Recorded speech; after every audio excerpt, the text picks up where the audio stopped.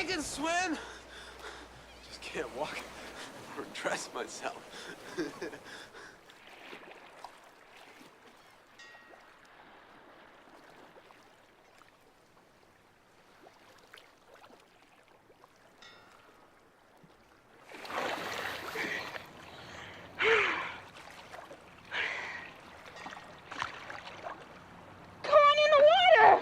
Take it easy.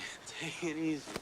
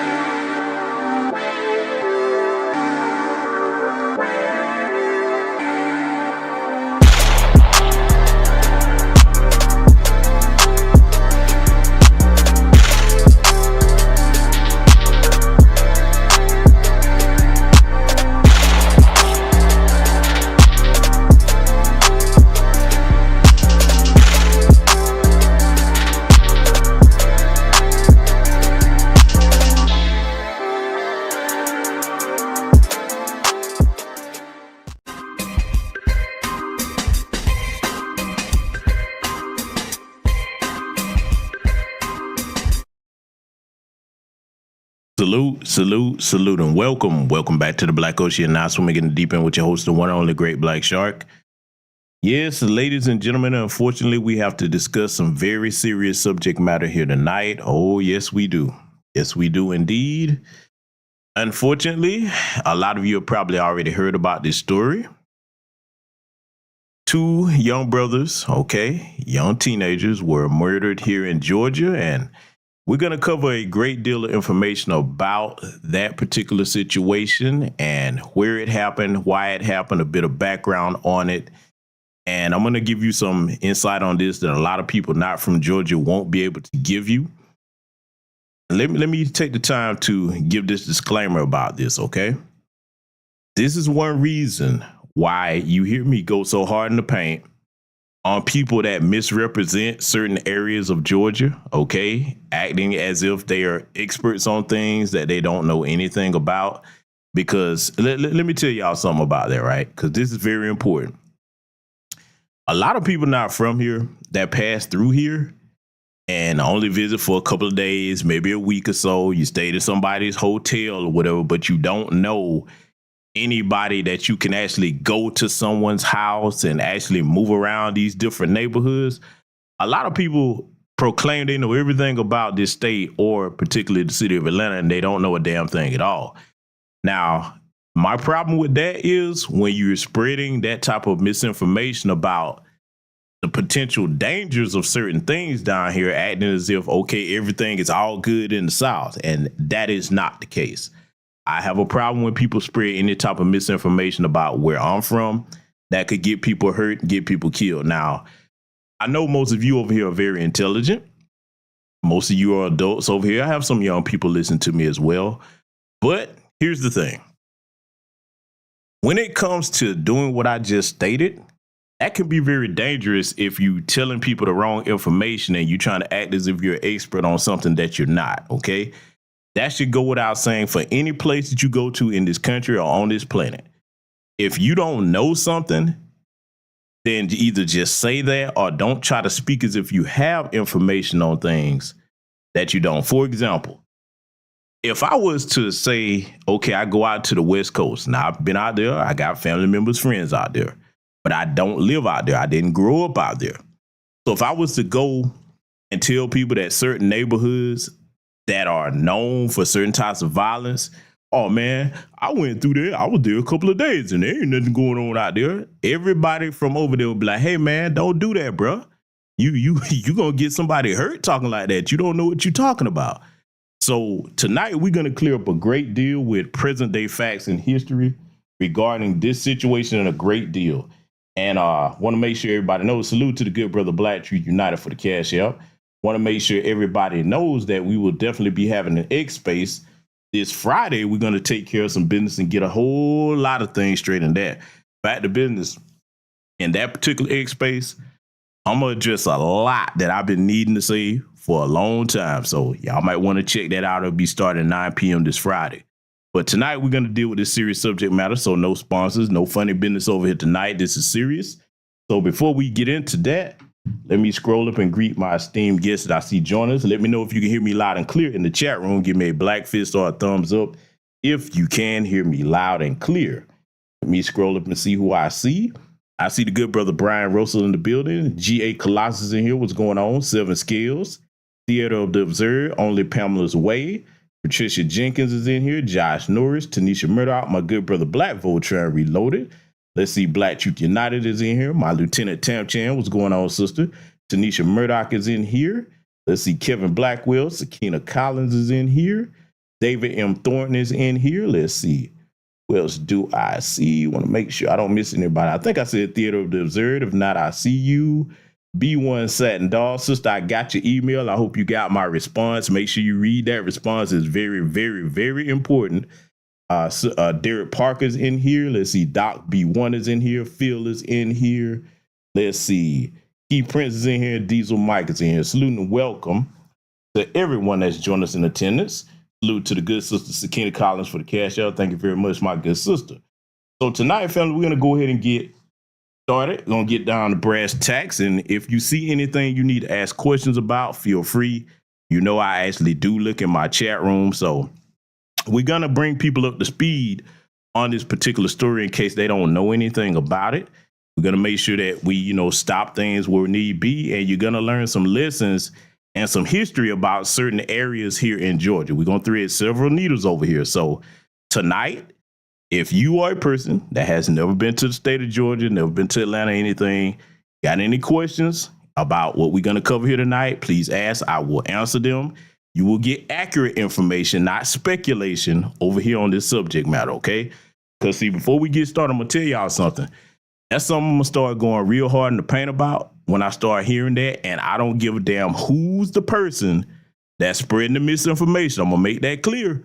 From now on, I'm going to go hard in the paint about that because, see, that's not funny, man. You don't play around with talking as if you understand something about certain places and you don't, okay? That's something I would never do, okay? I would never do that. No matter where I've been a lot of places in this world, visited. I will tell you what I know, but if it's something that I don't know, I'm not going to speak on that, okay? We have to take our responsibility on these microphones and these platforms very seriously, okay? Now, I can't control what other people do on their platform, but from now on, when I hear certain things that's incorrect, I'm going to correct it, okay? And if anybody feels a certain type of way about it, they're going to have to feel some type of way about it. You spread misinformation about your state. You're not going to do it about mine, okay? Anybody feels some type of way about that, that's on them, all right? So now we're going to go ahead and get started with tonight's broadcast. You're going to want to take a lot of notes. I'm going to leave this up on YouTube after it finishes. If anything happens to it, you all know where it will go. It will go on Patreon, but I do intend to leave this up because I want this to be an educational broadcast that could probably save somebody's life and prevent you from being in these situations. Because, see, we have a lot of people that will move to the state of Georgia from other places because, one, is a lot lower cost of living. Your money go further down here, even during times of inflation, okay? Prices went up down here just like everywhere else in the nation, but we ain't paying what a lot of other people paying across the board with a lot of things, okay? We not. So a lot of people tend to try to come down here to get some type of economic relief, get better opportunities down here if they come particularly to the city of Atlanta, Warner Robins, Macon, Georgia, places like that, okay? So we're going to go ahead and get started. Like I said, get your pens and pads out because we're going to learn some things here tonight. Let's get into it.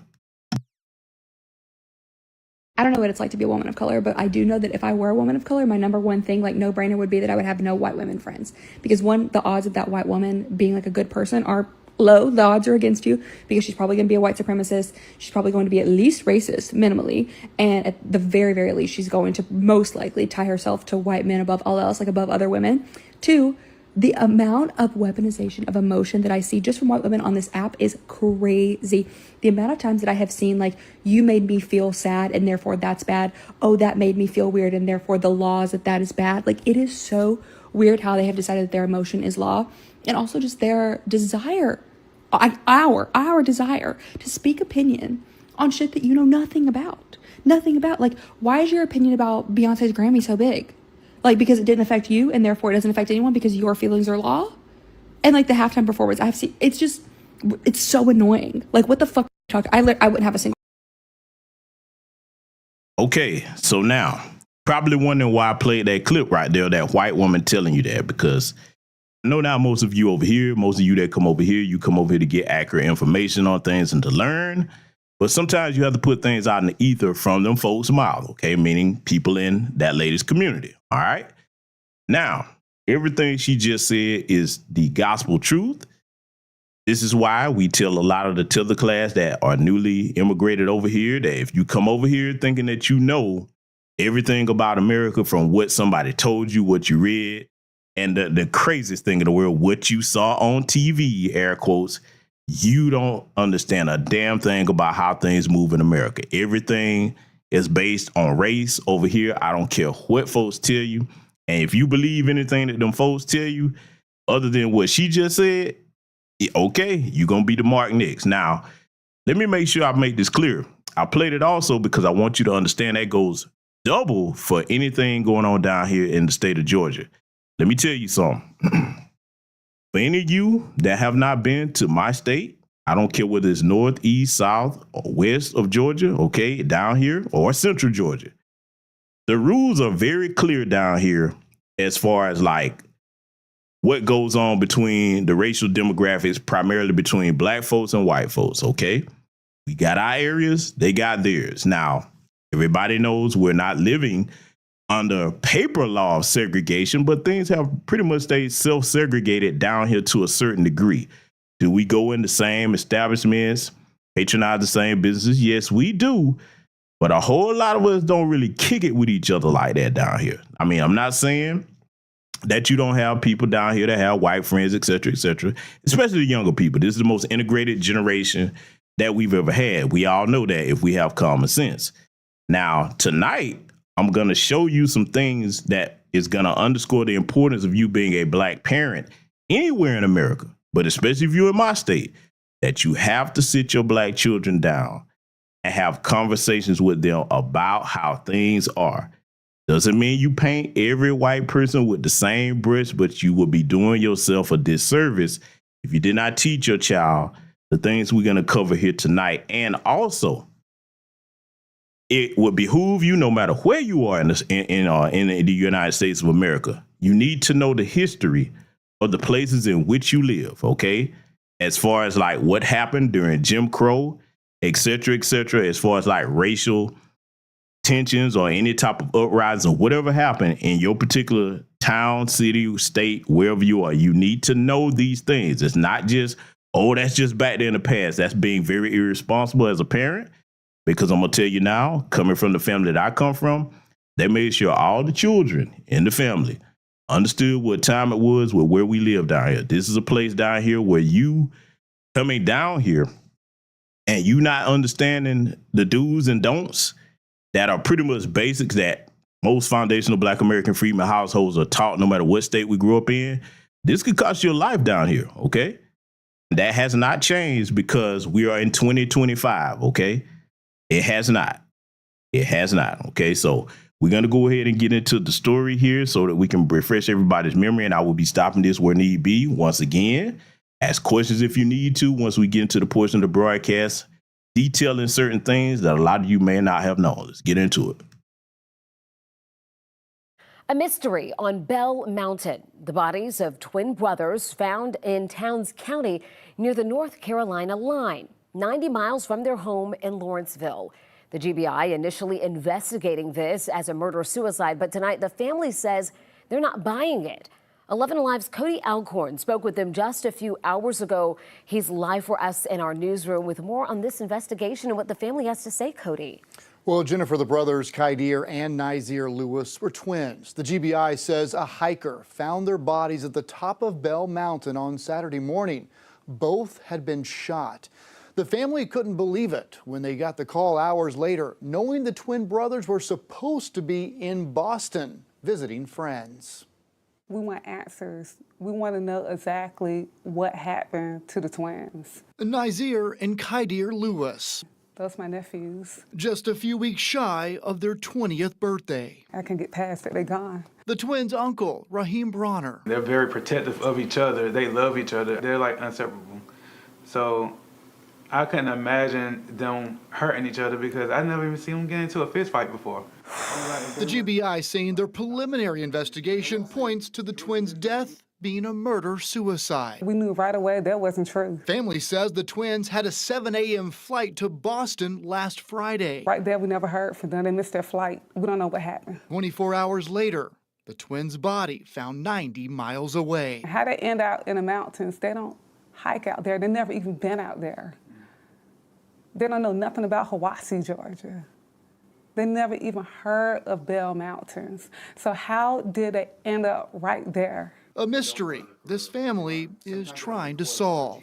They had a huge support system. Like, we know them that they wouldn't do anything like this. So to say that they did this to each other when they come from a family of love and they love each other, they always together, we don't believe that. They didn't do this to each other. Something happened in those mountains and we want answers. I did reach out to the GBI tonight. A spokesperson says the twins' autopsies is finished, but they're awaiting additional forensic testing to be finished, as well as the investigation portion of this, before they issue a final ruling on the brothers' causes of death. Okay, so now I let that play for those that may not be aware of this particular story. And there you have the basics of it coming from the mainstream media. You see, they talk to the family first and foremost. I want to say condolences to those young brothers' family, okay, because that's one thing that no parent should ever have to experience or have to do is to ever have to bury a child, okay? That nobody, I don't wish that on nobody, all right? Now, let me go ahead and tell you what I suspect strongly happened, and I'm probably right on it. You heard them say that the young brothers had a flight, okay, that they were scheduled to catch going up to Boston, and they missed the flight. Chances are, and this is where coming in that I said earlier in the broadcast, you have to keep in mind that this is the most integrated generation we've ever seen of young people. All right. So far removed from Jim Crow to the young people. Okay. But those of us who are older, we know that that's just the blink of an eye. And we've said it many times in New Black Media Spaces. The reason why you see young people, your Richard Spencers and even younger than him, carrying the same white supremacist ideology is because racism and white supremacy is passed down through their families like a family heirloom. If we were wrong about this, you would not see that present in the younger generation and they would reject it. Okay? So I hope everybody's clear on that. Now, I'm going to tell you what I believe happened, and I hate to even say this, but you saw the young men. They wasn't out here in the streets cutting the food, doing anything like that. Nobody brought up anything about them being disciplinary problems. They graduated, just getting started in life, okay? What I suspect happened was, they were on their way, to go and catch this flight. Their family members probably dropped them off. Maybe it was a change of plans. They got up with, I'm going to go here, some white buddies. I guarantee you that must, because I know my state. I know my state because we're going to get into several other things. They probably met up with some so-called white buddies. Come kick it with us. Everything will be cool. And then remember the case of Tamala Horsford here in Georgia? You saw how that ended. That sister was at a so-called party, house full of nothing but white folks. She ended up dead. Nobody arrested to this day. Nothing to see here. Everybody move on. Let me tell you something. Black parents, you better follow the rules that my parents and those before me followed, okay? My grandparents and great-grandparents passed this down to my family. They would not ever let us as black children go over to them folks' house and there ain't none of us or none of them over there and we the only black folk. Oh, no. No. Now, they could come over to our homes. They could do that, but we never did that. That was a cardinal no. Now, I can't speak for how the Tethers raise their kids down here, but a lot of times when you start seeing them victimized, they don't even think about what I just said. That is a common rule here in the South. It is a strict rule, and I dare say to this day. So now I speculate with all logic and common sense, knowing my state, that's probably what happened. They met up with some white friends. You can insert any amount of events. Something happened. They probably took them way off somewhere. That's another thing. You can't stop your children from hanging with, all different races of people. You can't.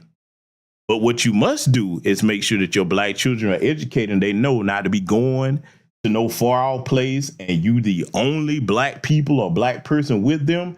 Let me tell you something. I don't give a damn what white people I offend. I am not in the business of coddling people's emotions. I'm in the business of protecting my people by giving them the best information possible about things in the country we live in today. You have to make sure that your black children know not to do that because them folks get very bold when our numbers are low and theirs are higher than us anywhere in this country, but especially down here. Because, see, you got to understand something. A lot of times y'all have heard me for years say this. Down here in this state, I don't care what other state in the country where you got other folks running around saying the N-word. We don't have that going on down here like that. Everybody know the rules on that, okay? It is strict and tight with that down here. I don't care where you go. That's like universal, okay?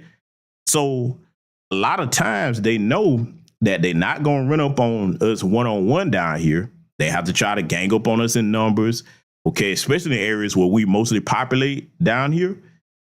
They have to try to isolate us, and if they isolate you down here, usually, unfortunately, that's the ending that you get. Now, let me go ahead and go in on the GBI because I have this picture up here for a reason, okay? That is one of the most crooked law enforcement agencies in America. And I'm going to prove it in just a second here. I'm going to prove to you exactly why I'm saying that, because one of the things I pride myself on teaching my audience is pattern recognition. That's something I was taught as a child. It was enhanced during my tenure in the military. And I try to make sure that I extend that to my audience. Let me tell you something. The GBI has a pattern of when especially young black people are found murdered down here. They have a very bad track record of claiming it's a suicide or, you know, it was something that they did to themselves. I mean, they always do that. I'm going to prove it here tonight, okay? One of the most crooked law enforcement, so-called law enforcement agencies down here on the planet. I mean, a lot of people like, see, a lot of you not from here or that have never been here. I'm going to make this where I want to make this where everybody understands it. A lot of you have probably heard the term the Dirty South by listening to different types of hip hop. Let me tell you something. That ain't something people were saying because it was cool. All right. When you heard different artists from down here, whether it was Goody Mob, Outkast, whoever talking about the Dirty South, they meant that shit. OK, let me explain something to you. When you hear them say that, that's just like brothers on the West Coast when they be talking about different things that be going on in different neighborhoods over there between different crews, et cetera, back in the day, what have you. Same thing here. Only difference is talking about dealing with white supremacists. All right. So this is why I tell people another thing, too. When you come down to Georgia today, do you see them running around like this with these hoods on their heads like this today? No, you don't. But I need to correct something. I'm going to do it yet again. I'm going to keep doing it. A lot of people are talking about, man, the Klan ain't no threat down here. And I'm not one of the people that put all things on the Ku Klux Klan. But let me make this unequivocally clear. The Ku Klux Klan is alive and well down here in the state of Georgia. Do they look like what you see on the screen? No. But I have this representation up here to let you know that I always said this for years. Y'all know the phrase if you've been a long time subscriber. Jim Crow didn't die. He just had grandkids and taught them how to change clothes. And today they've swapped these uniforms out for police uniforms, doctors' uniforms, teachers, etc. There is no place in American society that the system of white supremacy does not permeate. Okay? Let's just get that clear. Now, as far as the average modern day Klan down here, oh, they're here. Their uniforms look completely different. They don't run around with hoods and stuff. You find them in northern Georgia most of the time, but they're all throughout the state. Okay, all throughout the state. A lot of them where they congregate most in places like Newton, Georgia, where you get up towards Kennesaw, Georgia, Griffin, Georgia, Athens, place like that. Let me give you this stern warning, and I want y'all to listen to me. I don't give a damn who else you heard say whatever, with whatever title they give themselves on their channel. I don't give a damn about none of that. You better listen to a Georgia native because this could save your child's life. If you are a person that have children going to college down here, you better listen to me because there are colleges up in those areas, especially Athens, that I named. You better make damn sure that you tell your children, listen, I don't care how friendly you are with whatever white people you meet, you do not go anywhere isolated with them. You stay around black folks here because one thing about black folks, especially foundational Black American freedmen, black people here in Georgia, we're going to look out for you. We don't care where you come from, especially if you're black. You come from the West Coast, brother. Midwest, brother. New York, brother. We mind you not be disrespectful because a lot of them have had to get a G check when they come down here, a literal G check, meaning a Georgia check. But we be like, hey, man, watch your mouth, be respectful. We going to make sure you good. OK, that even include non-FBA black folks. We going to look out for you. Some of them are hard hit and they find out real quick. That's another thing. They find out real quick when they get down here to Georgia that, hey, man, where you were, where the white folks kind of smile and play in your face, it ain't like that down here. Down here, they be like, I don't like your black ass boy. Fuck you doing over here? Hey, what? You talking to white girls? Hold on. Jim Bob, go get that rope off that truck. And I mean that. Y'all think I be playing when I talk like that? I am telling you, there are places down here in Georgia, literal sundown towns, where if you're not accustomed to that, you would think that you stepped back in time, okay? See, one of the things I noticed with a lot of people that have never been to the state, only thing they know about Georgia is Atlanta. Once you get outside of Atlanta, certain little places, you start, whether it's north or you get down to central Georgia, heading down to southern Georgia especially, man, y'all would not recognize these places, man. You know what? I think I'm going to take some time to just kind of go through certain places down here and shoot like a little mini documentary and kind of show y'all what I'm talking about, because a lot of y'all probably never been here. And, you know, like I said, there's some people with bigger channels than me running their mouth about things they don't know nothing about. So I'm going to have to shut that shit down because I don't want my people getting hurt, okay? I want everybody to be safe when you come here. Yes, it's Southern hospitality when you come down here, and I'm going to be honest about this. One of the other things that'll throw a lot of other people off about coming down to Georgia, you got two types of white people down here. You got the kind that I just described, okay? And they let you up front know that, hey, I don't like no niggers. And then you got the kind of white people that'll be like, they just as pleasant and hospitable as you could be, cordial as far as in front of your face. But do not let that make you think that they don't have family members that are like that. Do not let that make you think that, okay, because they treat you cordially, they ain't calling you N-word to your face, that means that you're going to go somewhere isolated with them and you're damn. I'm going to tell you where you really start to see all that fade to with them. Let it come down to you about talking about dating some of their kinfolks or whatever, especially their daughters. See, some people be like, it's 2025. They don't care about that. Yeah, bullshit. Yes, the fuck they do down here. The devil is alive. If anybody tell you anything different, oh, they care. Oh, I promise you they care. Oh, they care. See, look.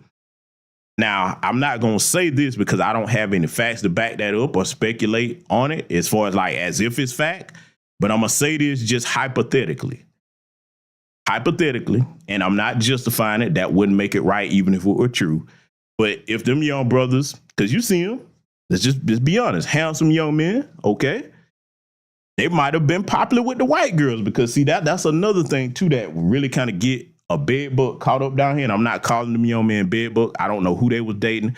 But I'm saying hypothetically, if they were popular with, like, white girls or what have you, I don't know if they were athletic or what have you. Oh, they'd be all over them down here.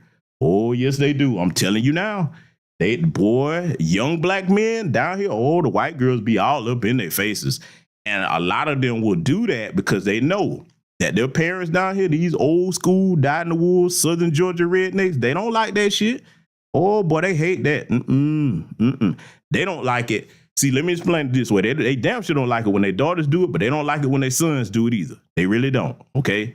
They are strict about that down here.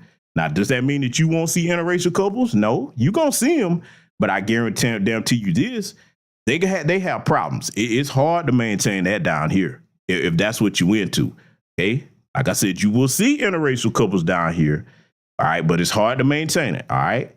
A lot of times it will be them tethers. A lot of the brothers down here, sometimes they just smash and dash them. But, you know, for like trying to be in a long-term relationship or marriage, boy, like for the people that are married like that down here, they have to move into a somewhat mixed neighborhood because you're not going to be a black man or a black woman and move into a predominantly white neighborhood over here and expect no problems, especially you have kids. Oh, no, they're going to let you know what time it is down here. And then now you will see this. You will see some interracial couples moving to the black community because, hey, down here, you know, we accept everybody. You know what I'm saying? As long as you don't disrespect us, you are welcome amongst us. But that's how it is down here right now in 2025. Okay. And like I said, I'm telling you with somebody that's from here, not somebody that passed through and get a hotel and then sit up a microphone and run their fucking mouth like they know something and they don't. Okay. So I hope we clear on that. All right. I want to make sure everybody get accurate information because I'm going to further prove some of the things that I brought up, okay, early in the broadcast. And like I said, I will be checking the chat to make sure that, you know, if anybody has any questions, I don't mind if you tag me so that I will see them. But we're going to get into some other facts here because Family, I want to show you something as far as pattern recognition is concerned. There are other cases similar to the one that we just reviewed there with those young brothers. And again, condolences go out to their family, but I suspect that's what happened. Like I said, once again, they probably were lured up there to the mountains and probably with some white friends. And I suggest they check their phones and everything, see who they called last, all of that. Because see, that's another thing before we get further on. Young black people that's listening to this broadcast, because I know I have many young subscribers over here. I get it. If you're in your early teens, early 20s, you consider yourself grown. I understand that. Please hear what I say, okay? Because I love y'all, man. I do. One thing that everybody knows about me, if you've been a long-time subscriber of mine, is that I love to make sure that young people have all the information they need to succeed and do well and be safe in America today. Please let your parents know where you're going. If you got plans or whatever, something changed, it don't take but a second. Hey, yo, mom, dad, woo woo. I know I was about to go here, XYZ, but I'm about to do this, about to do that. And, you know, at least give people like a last known location or some information in case they need to. You know what I'm saying? And look, I'm gonna keep it a buck. If you going somewhere, something don't look right, hey, man, that's what that phone is for. You get on the horn, hey, man, yo, we went woo to whoop. Don't look right over here, man. Look, we probably finna dip. Hey, and, you know, let people know, hey, do you need somebody to come meet you or whatever? You know what I'm saying? I mean, talk to your people, man. And look, today, as a grown Gen X, okay, retired combat veteran, you think I don't let my people know where I'm going? And even though this is somewhat morbid, I have to say this before we get on, because I want to make this broadcast as thorough as possible as far as detailing what you need to do to stay safe anywhere in America, but particularly here in Georgia. Family, when it comes to knowing your family members, you need to make sure, because I tell mine this, all of my family members know this, heaven forbid something was to happen to me, everybody knows that I am not suicidal. I don't do no kind of drugs. Shit, I don't have no alcohol problem, none of that. So if any of that bullshit came up, my family will be on their ass. They'll be like, oh, no, not him. You've lost your fucking mind. So you need to let your people know that from time to time. So that way you really know, you know, the people that you related to. So when they start trying this bullshit, talking about, oh, it must have been a suicide. Nah,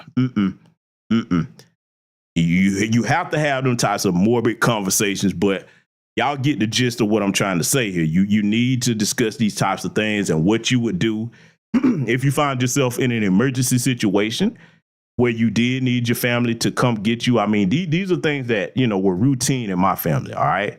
As far as like making sure we protect ourselves if we had to go anywhere around them folks or in certain parts of this state, all right? Now, going to get into some other things right here, and I really want y'all to pay close attention to this because, again, like I said, pattern recognition is key, and this right here could help save somebody's life. Let's get further into the broadcast. It's the first highway sign you see when you get to Union County in North Georgia. And after an ACLU lawsuit filed this week, it could soon read, adopted by the KKK. This summer, the local chapter of the Ku Klux Klan filed paperwork with the Georgia Department of Transportation to clean a stretch of Georgia highway. But citing safety concern and the organization's history, Georgia DOT officials said they would not allow the KKK to adopt the 1-mile stretch.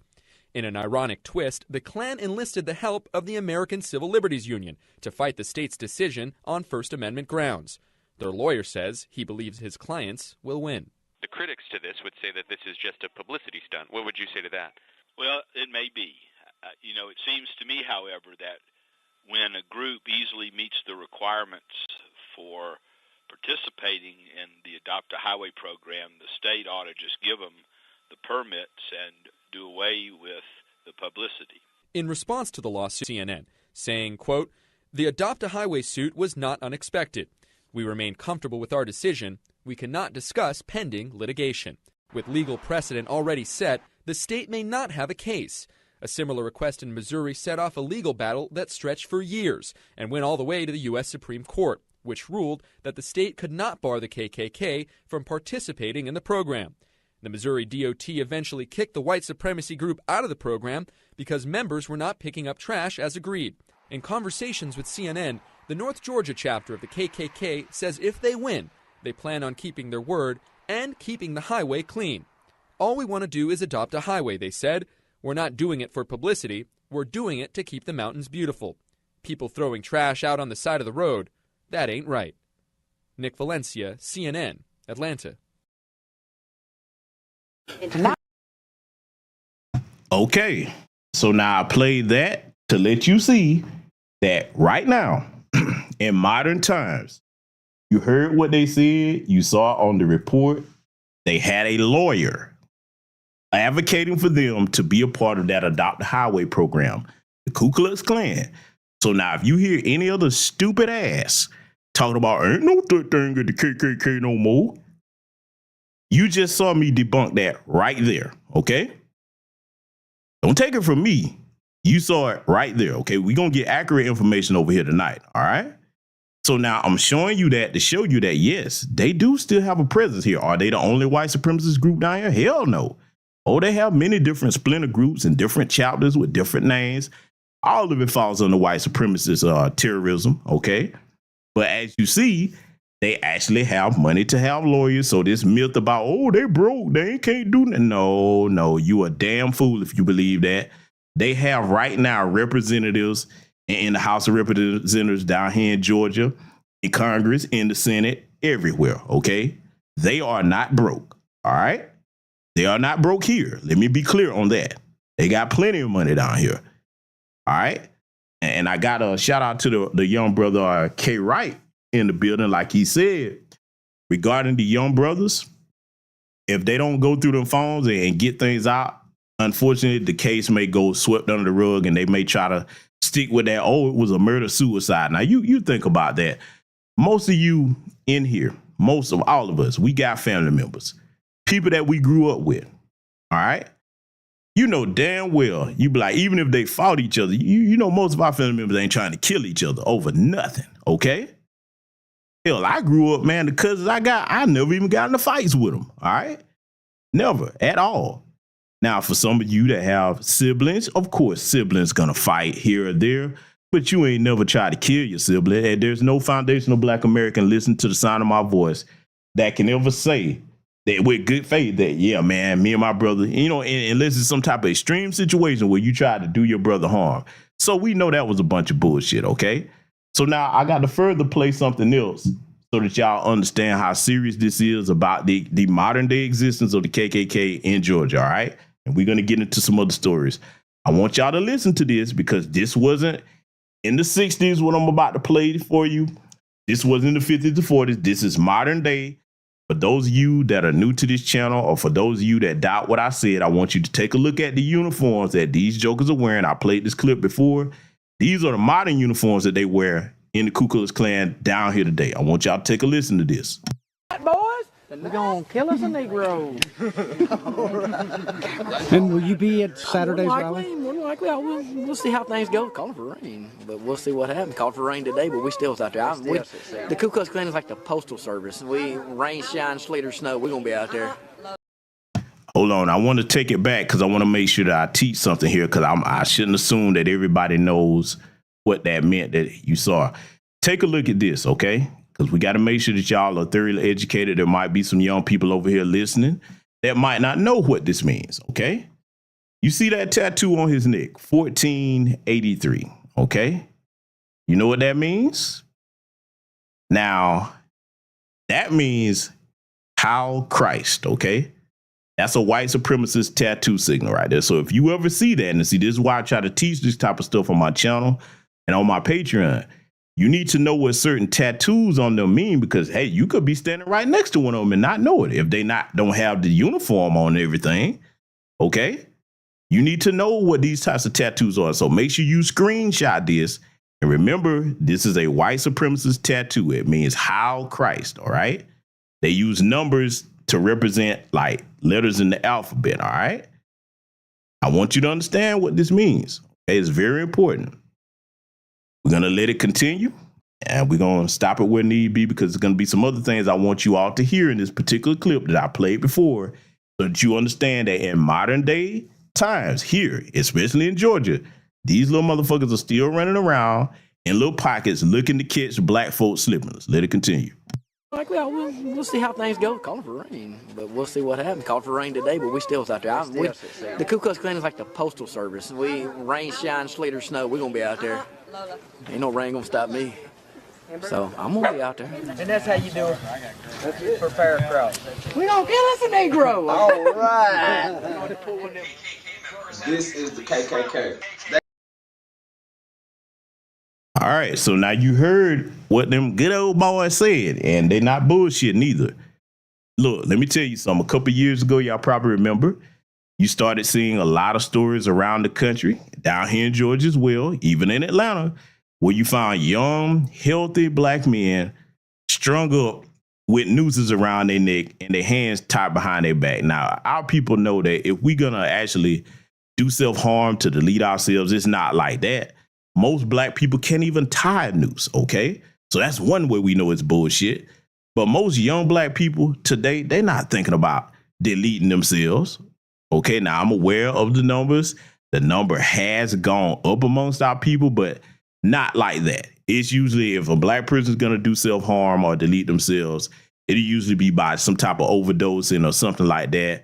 Sometimes a gunshot wound, but never hanging ourselves from no damn tree. How would you even get up there to hang yourself with your hands tied? But I mean, it's just nonsense. We know our people don't do that, okay? But now you heard those damn Neanderthals right there. Let me tell you something. A lot of times y'all probably hear me talk over here or in certain spaces or whatever about how I don't play games with that. And this is why I don't play games with Sambos and everything like that. That you know, like Qaadir, who I'm going to get on Friday, that are all buddy with the white supremacists, because that's life or death where I live here, okay? That's not a joking matter. That's not a difference of opinion. Down here, you have to be ready to stomp an ass into the ground or practice your Second Amendment rights if it come to that, because they will, okay? They will. And ain't no fucking playground down here, all right? So I had to play that again to let y'all see that this is happening in modern times. I showed you the example of how they will try to do things for intimidation, like adopt highways, things of that nature. Oh, that's just the tip of the iceberg. But I just wanted to show you those examples to let you know that, hey, this is what you're still dealing with here in 2025, okay? And see, let me go further. A lot of people may have the question, well, GBS, how could they still operate today? You know, I know most of you probably won't ask that question, but there's some young people that probably wonder, how could they still operate like that today? Let me explain something to you about Georgia, okay? Down here, a lot of white supremacists are related to judges, definitely law enforcement, politicians, okay? You got, they are connected heavily in the financial system. They got plenty of backing so that if something happens down here, they're covered. Very rarely will you see a situation like those demonic McMichaels, and may they rot and piss wherever they are locked up, that killed our brother Ahmaud Arbery. Let me tell you something about that. I'm one of the few people that have said this, and I'm going to repeat it because I know the only reason that they got convicted. We all saw they were sharing the video around, the McMichaels of killing our brother Ahmaud Arbery, the cowards that they were. That brother put up a good fight trying to defend himself. I just wish if I known him or whatever, I'd be like, hey, brother, nah, if you're going to go jogging, you ain't going to go jogging through no white folks neighborhood like that. Nah, you don't do that down here, okay? But the only reason that they locked them up, let me tell you something else you may not know about Georgia down here. From Maine on down to Florida, it's one of the biggest illicit and prescription drug illegal black markets on the planet. Definitely in America. Billions of dollars a year come through. There are towns right now that I could show you that are small as a damn dime. But if you was to pass through them, they got 7, 8 banks, okay? 10, 12, 13 banks. Plenty of money. You know where that money's coming from? A lot of illicit drug trading going on. Down there in that particular area where Ahmaud Arbery got killed, a lot of dope money come in and out of there. A lot of white folks have gotten very wealthy, so they had to get them stupid crackers up out the mix. That's how they look. They're like, motherfucker, you gonna mess up all this money down here? Convict them boys. You hear me? Do you understand what I'm saying to you? They didn't convict them out of the goodness of their heart because things have changed. No, they will make a white sacrifice if you fucking up that kind of money. They're like, oh no, because they were broke crackers, okay? The ones that actually have the money down there, they all got to get them like, hey, man, we got to give them up. Don't put up a fight. Let them go. You understand? That's the real reason that the McMichaels got convicted. Not because all the white people down there just were so benevolent. Nope. I already know what that was. They got together, the most wealthy of them, and said, hey, listen, we're going to need woo-woo-woo to go in there, get on this jury, and make sure you convict them if you want to keep this money coming in. That's the truth, all right? That's the truth. Now, we're going to get into a similar case that happened here, as I mentioned, so that you all can learn to spot these patterns about how things operate down here. I want y'all to listen very carefully to the events that are going to be described. And found hanging from a tree. Investigation underway. Put it up full mast. This happened in North Georgia.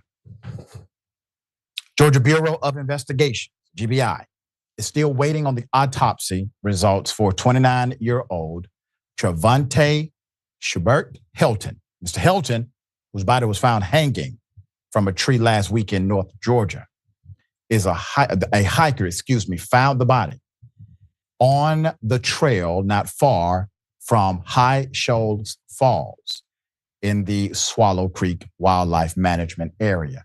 This took place on the 21st of this month after the hiker reported the discovery to the town's county sheriff. Local authorities, as well as the Georgia Natural Department of Resources, called the GBI to assist in the investigation. In a press release, GBI investigators stated that Mr. Hilton's death appears to be an isolated incident based on a preliminary investigation. State authorities also said Mr. Hilton was by himself at the wildlife management area. GBI spokesperson Kimberly Williams told Atlanta Black Star that state authorities were requested to investigate Mr. Hilton's death since his body was found on state property. Williams stated no additional information was available to release at this time, but said the autopsy report is pending completion. The investigation remains ongoing. Does that sound familiar, family? Now, this was last year, okay? This was February of last year, and this is another point I want to bring up because over here in New Black Media Space, we try to give you all the information you need to make sure you're protecting yourselves out here in America, okay? You always should have your guard up and be aware of things, but there's two particular months throughout the year where the white supremacists try to do the most damage to black people that they can catch slipping, okay? Definitely Black History Month, because that's an insult to all of them that are hardcore white supremacists. They don't think that should exist. So they try to make a statement every Black History Month to try to take out as many black people as they can. And the month of April, because why is that significant? That is Hitler's birthday. That is a holy month to the white supremacists. So those two particular months, definitely year round, but definitely those two particular months, you need to make sure that you are on your guard, keep your head on a swivel wherever you are in this country, okay? So now, again, this case that we're looking at here, this happened February of last year. And again, you see the theme with the GBI, trying to make it look like it was an isolated incident. He was by himself. Let me tell y'all something, man. Over the years, I've seen how they move when something happened to a white person. If this exact scenario happened to a white person, like this brother here, okay, and the previous two brothers, if these were white people, oh, they leave no stone unturned. Even if you tried to suggest it could be fentanyl, whatever, they could be all around the scene, mounds of cocaine all over the body. They would be like, oh no, this must have been foul play. They would never suggest suicide that quickly. I've never seen it. I have never seen it, never seen it, never seen it. I'm telling you, there's a big difference in how they move when something happens to a white person versus a black person down here. You think I'm reaching with that? Because I know we all have some knuckleheads to come over here. Oh man, he don't know what he's talking about. Never mind that I'm a native of this state. Let me tell you something. Recent history. Y'all saw how fast they move when, and I don't celebrate that or anything, but y'all saw how fast they move when Lake and Riley down here was murdered by that illegal alien. Oh boy, what happened? Oh, it was swift justice and got a law on the books now in her honor. You see what I'm talking about. Okay, so for the people that, oh man, you don't know what you're talking about. Okay, hey, don't listen to me. Listen to recent history. Let's let it continue. Until Hilton's investigation is completed, there is no way to truly know But what we do know is Georgia has a rich history of lynching black folks in the state. According to the New Georgia Encyclopedia, Georgia has a total of 458 reported lynchings, only exceeded by Mississippi, 538. During the 1880s and 1890s, instances of lethal mob violence increased steadily, peaking in 1899, when 27 Georgians fell victim to lynch mobs. Between 1890 and 1900, Georgia averaged more than one mob killing per month. Now, I want you to understand a mob. Now, I want you to keep those stats in mind because a little bit later here, we're going to get into some more history about lynchings here in Georgia. And that's just what was recorded on paper, okay? Now, let me tell y'all something, man. I want to add this further in here because, again, you know, hindsight is 20/20, and I hate them young people lost their lives, even the young man here, even though this happened last year. But a lot of people think that you are extreme when you say what I'm about to say, but self-defense training, not just hand-to-hand, not just being able to practice your Second Amendment rights, but also how to think when you're out in an environment, how to recognize threats, even from a distance, where something don't look right, what tattoos some of them folks have on, okay?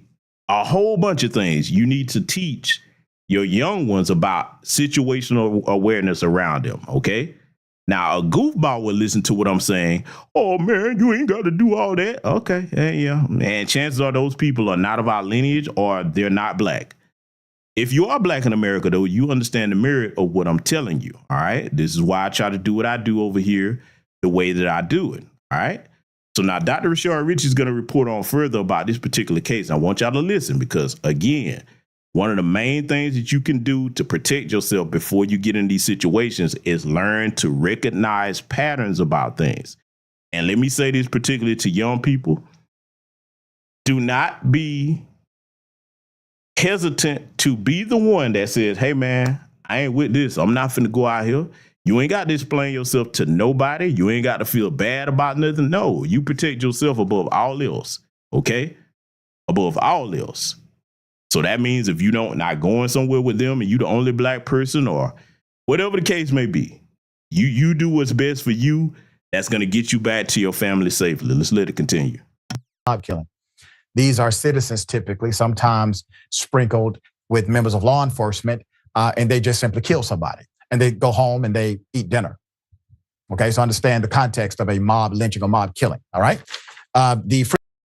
Salute to the good brother Project Leroy for the Cash App, and Dr. Rashard Rich is right because not only did they just go home and eat dinner, a lot of times before they hung our ancestors, they were in church talking about going to the hanging. And after they did it, they put our ancestors on postcards, okay? See, this is the history that they want to take out of these schools today, calling everything critical race theory. Listen, let me tell you something.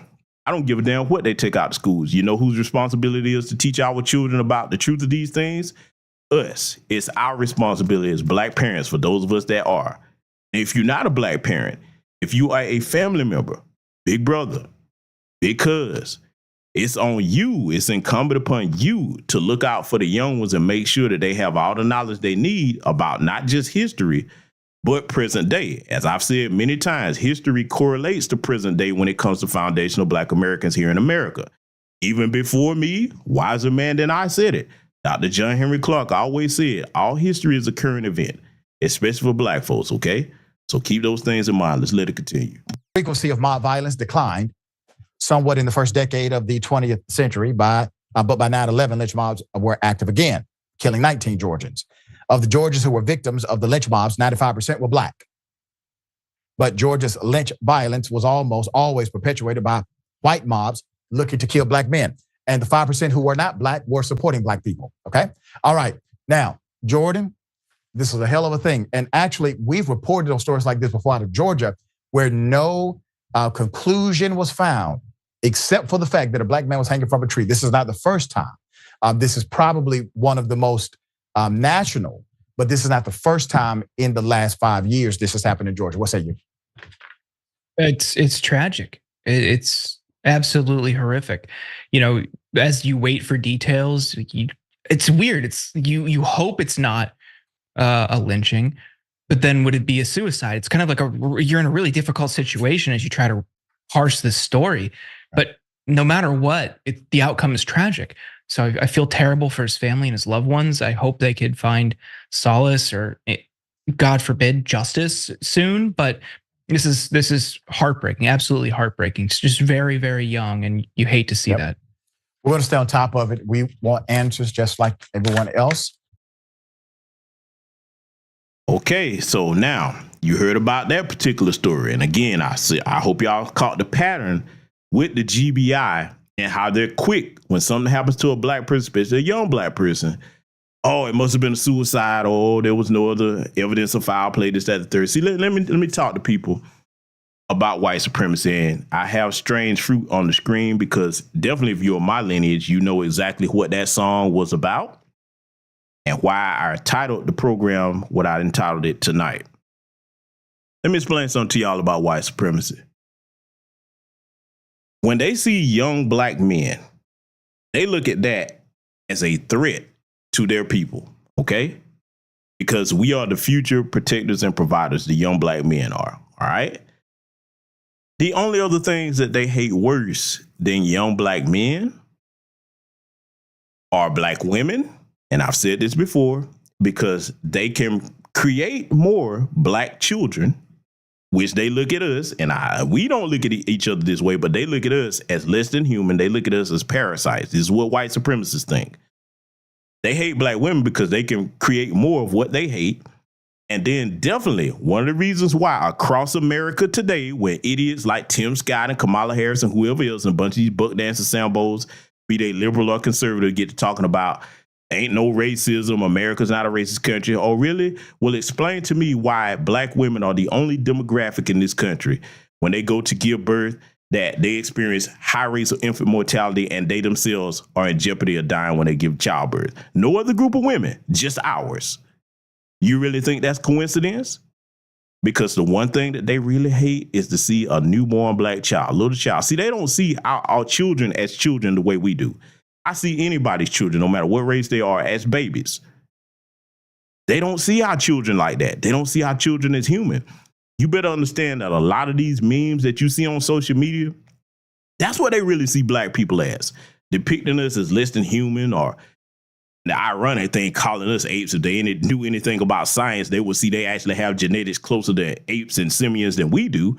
But I digress. They depict us as every manner of thing except for human beings. Notice you don't see black people doing that. We don't do that with their children. We don't mock tragedies in their community that happen to their young people like they did to Tamir Rice and many others. Because look, these people, they are not like us. Literally, they're not. This is why I tell you that a white supremacist is irredeemably evil, okay? In every sense of the word. And I'm not being hyperbolic when I say that. I'm going to prove what I'm saying here tonight, just like I have for many years on this platform, okay? So now, the other thing I want you all to understand, in addition to each of the things I just described that white supremacists truly hate, know the thing that just really burns them up, and this is why I advocate for it so much, regardless of the issues we have in our community, just like every other community. But in our community, this is why I always advocate for us to form healthy, stable, complete black families, black nuclear families.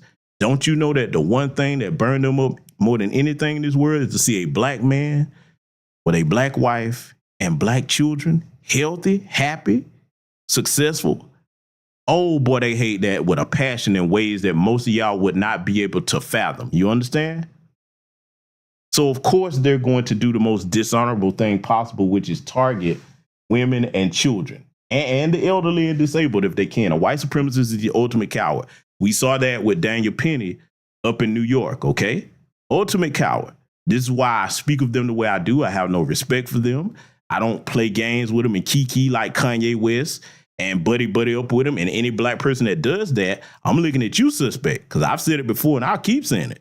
If that's what you got going on, cool. You better do that over there away from me, because I'm gonna look at your ass as the same type of threat that they are. Okay. If you so comfortable with them, that means you're not one of my brothers. Okay.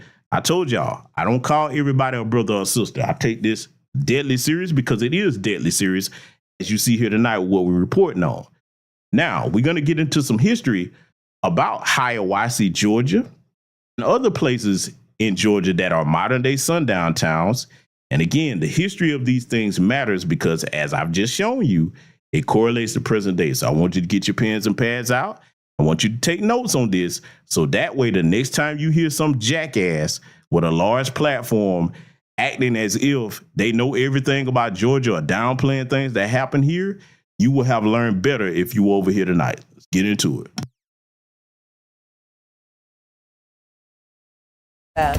As we celebrate Black History Month, it's also important to acknowledge the price some paid during darker times in our nation's history. Now, we want to warn you, this story contains graphic images that may not be suitable for children and some audiences. Last spring, the National Memorial for Peace and Justice opened in Montgomery, Alabama, chronicling lynches in America. As Avery Braxton found out, one Georgia man played a pivotal role in memorializing victims and tracing their history to Central Georgia.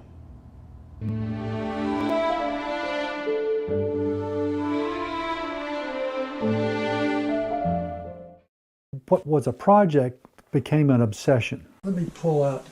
E.M. Beck is a retired UGA sociology professor living in Athens. For the last 30 years, he and a partner have made the study of lynching their life's work. Every day I do research.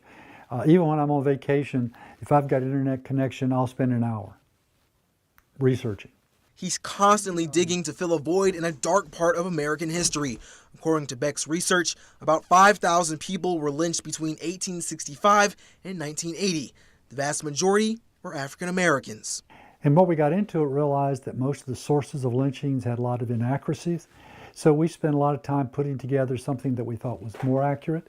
They thought the project would last 6 months. It stretched on for more than 2 years and ended with this book, A Festival of Violence. The work proved more valuable than a resource on a library shelf. It became casework for the National Memorial for Peace and Justice. I got their list, and then I started checking against my list and what we had. And I was able to find lynchings that they did not have. Beck contributed more than 300 names to the memorial's list of lynching victims, people whose murders may never have been acknowledged here without his research. He says bringing the truth to light takes power from the message lynchings tried to send. So it's a wider message of one's sort of power to affect a murder and pay no price. When you desecrate the body, then what you're doing is you're saying not only did this person do something that you wanted to kill them for, but you want to erase their memory. You want them not to exist. One of them happened here, near Beck's Oconee County home. The mob stopped them and beat up the 2 men, drug the women out, drug all 4 of them over there, and riddled them with bullets. And it became known as the Moores Ford lynching. That's just one spot. Now with the memorial Beck helped to place, names of the people who died and an account of their death. There are hundreds more. According to Beck's database of lynching victims, 675 lynching victims died in Georgia, 118 of them in the Central Georgia area. The greatest number of those happened in the southern counties. In Dodge County, 14 black victims were lynched, including 7 related to incidents with white women. 10 were lynched in Pulaski County, and in Dooley County, there were 12 lynching victims. And in most of those cases, like Beck's Moores Ford, you'll find no justice. There was never any indictments. There never will be any indictments. And thousands of stories are still left untold. Lives lost to history. Avery Braxton, 13 WMAZ News. Now, there is a plaque in Macon honoring 16 victims of lynchings. It's outside the Douglas Theater. This is Democracy Now! Okay, so now you heard that report, and I'll let that play uninterrupted so that you all could get that information. Let me tell you something, those counties that they name right there in Central Georgia, oh man, listen, right now to this day, those are some of the most anti-black racist places down here in this state and, dare I say, in this country, okay? See, a lot of people think that you exaggerate when you say these types of things, but you have to show them not only the history, but you have to remind them about present day things that go on. Now, what we have going for us here, down here in Georgia, is most black people are very tight knit, even if we're not related by blood. We know to look, let me tell y'all something, man. I said this before, and I'm going to say it again. What happened with the brother Jordan Neely up there in New York, nowhere in hell that would have happened down here in Georgia amongst black people. We do not sit here and stand around and watch you harm nobody down here. That shit would be on and popping. You hear me? I've seen enemies put things to the side down here and be like, hey, man, listen, we'll get back to whatever. Right now, I got your back in this, okay? I mean that when I say that down here. Anybody from here in this chat room, you know, you bear me witness that I'm telling the truth about that. We don't play games about that shit down here. And see, that's one thing a lot of the non-FBA people come to learn very quickly down here around us. And see, I'm going to be honest with you. We don't really have a lot of problems with tethers down here. You have them here or there, and they try to get themselves segregated off into them white areas. But see, let me tell you why that don't last long.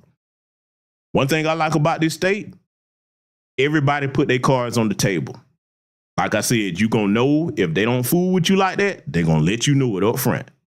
So you ain't finna be ducked off in some predominantly white neighborhood. I'm not like them niggas. Oh, okay. That's what you telling us. They're going to show you better than they can tell you. They're like, we don't give a damn what you think you like. Get your black ass out from under this neighborhood, boy. You understand? Right now in 2025, I'm telling you. So a lot of the tethers are more humble down here. They keep that shit to themselves. They don't run around with that shit talking about FBA this, that, no, they don't. And most continental African and Caribbean people are cool down here. They are, because they see how it is down here. I'm not just telling y'all this to try to, exaggerate things. No, this state down here requires, keyword, requires you to be tight-knit with black people down here. You can't make it down here if you're not. And you damn sure not finna go hopping off in their communities thinking everything gonna be cool. Where the fuck you think white supremacists live for the jackasses that want to dispute what I'm saying probably after this broadcast here, okay? So now, I have further history that I want to share with you all here tonight to make sure that you all know exactly the history of this state and some things you probably never did know. Use this as a teaching tool tonight because this history actually affects us in this state and in America today. Let's get into it. DemocracyNow.org, The War and Peace Report. I'm Amy Goodman. And I'm Juan Gonzalez. Welcome to all of our listeners and viewers around the country and around the world. A new report we covered here on Democracy Now! Called Lynching in America has brought the legacy of racial terror back into the public conversation. And now federal authorities are reportedly investigating whether people who carried out one of the worst mass lynchings in recent history are still alive and can be brought to justice.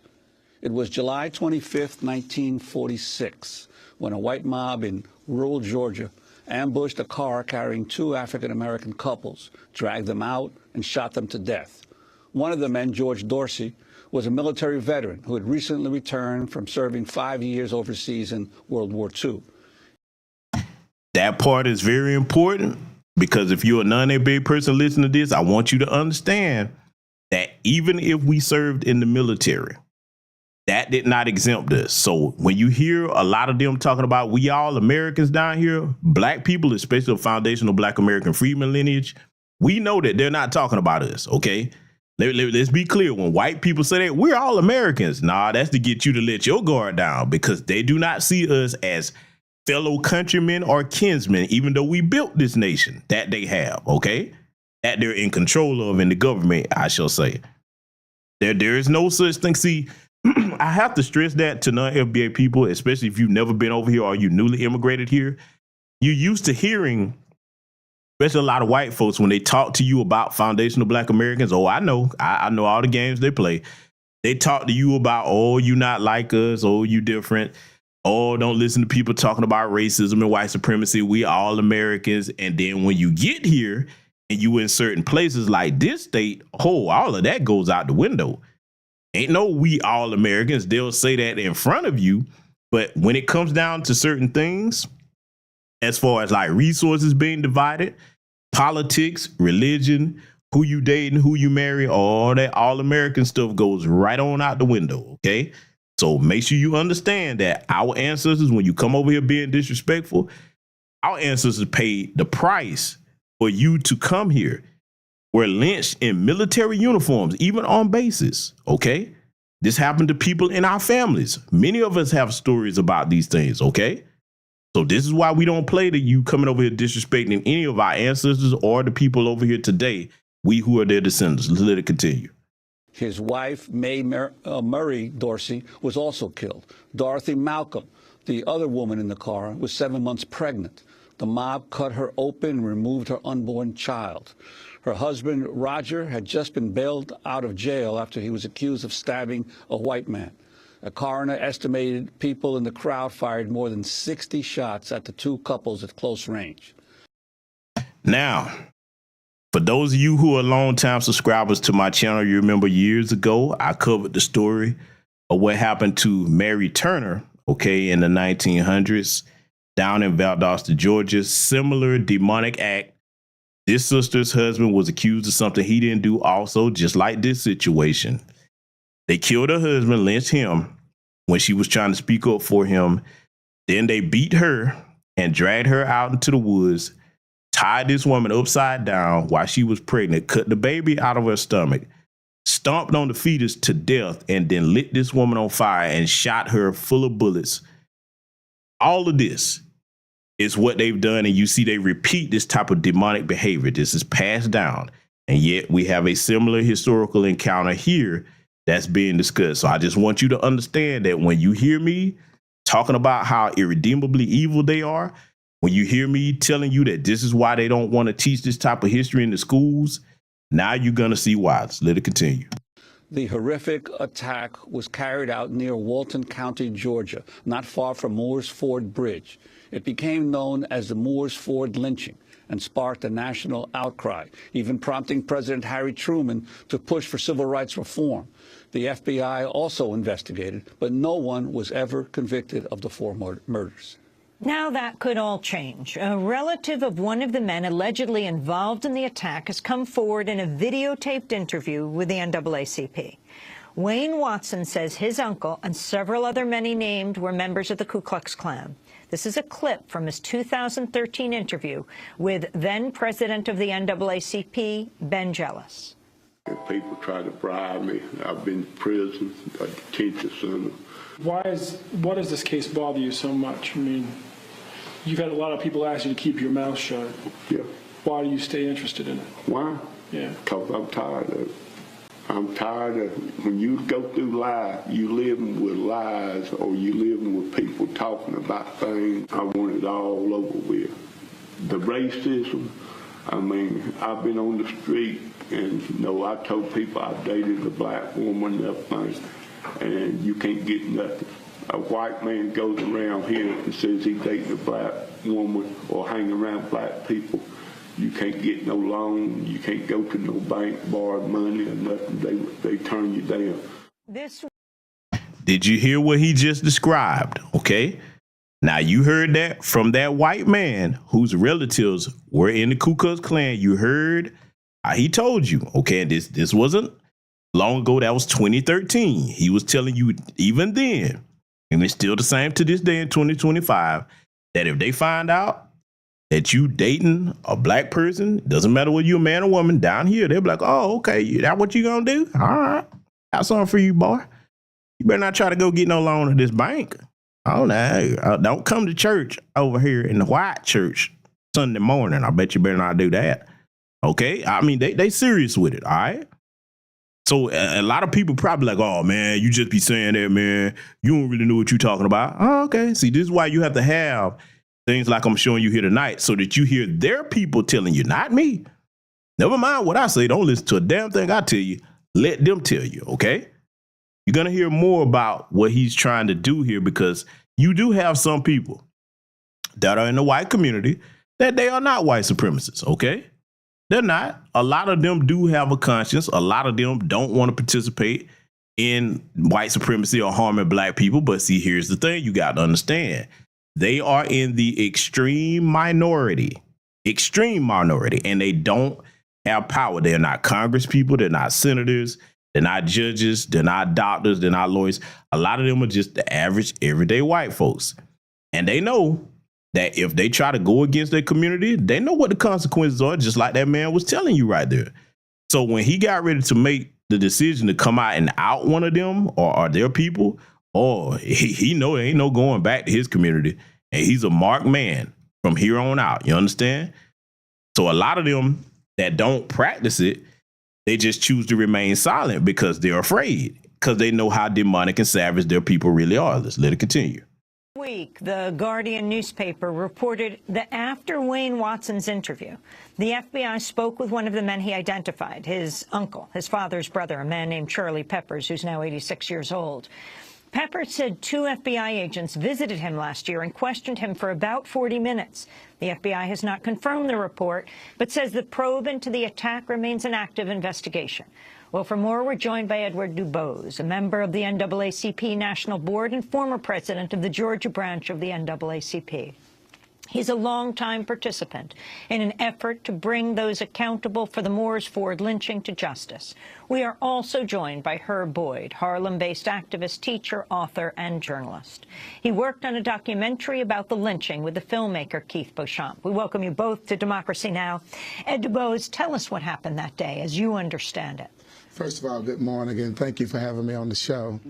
You know, we have been long talked about this case. We know that. How this case came about, to give you a little background, Mr. Malcolm, allegedly, and we know that to be the case, stabbed the gentleman, Mr. Hester, but it was rumored that he had been sleeping with Mr. Malcolm's wife. And so we know that after this incident, Mr. Malcolm was arrested. Not even 3 weeks later, bail was posted for him. And this gentleman, his wife, Mr. Dorsey, and his wife were all taken to this Moores Ford Bridge, where they were brutally lynched. And as you all stated in the beginning of the show, shot over 60 times. We know that there was a grand jury that was impaneled. Over 50 suspects of interest were interviewed, but no one was ever accused. No one was ever arrested. And so we have this mass public lynching, one of the last mass public lynchings, one of the most egregious acts. And included in this is a World War II veteran. No one has ever been brought to justice in this case. And so we're so glad that you all and other media outlets are taking a look at this case as we continue to push for justice.